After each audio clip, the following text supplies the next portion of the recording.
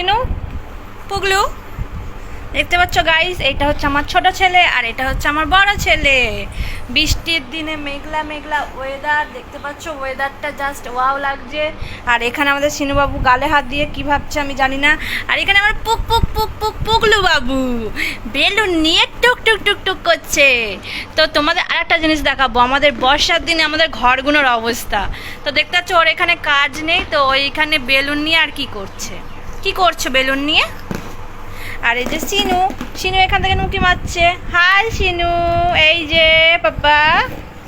আর এই যে পুগলু, high high. আর আমি এখন ওই ঘরে যাব, তো তোমাদের দেখাচ্ছি যে ওই ঘরের আমাদের অবস্থাটা। তো চলো আমি আর পুগলু যাই। আর মাম্মামকে কি কিউট লাগছো, আমার ছোনা মাম্মাম। তো চলো।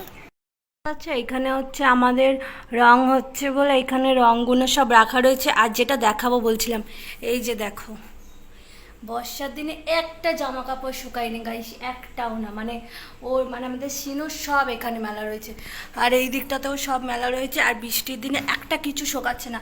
আর ওয়েদারটা দেখো, সব সময় বৃষ্টি হতেই আছে। কাদের এই রকম বাড়ির অবস্থা, তো আমাকে কমেন্টে অবশ্যই বলবে।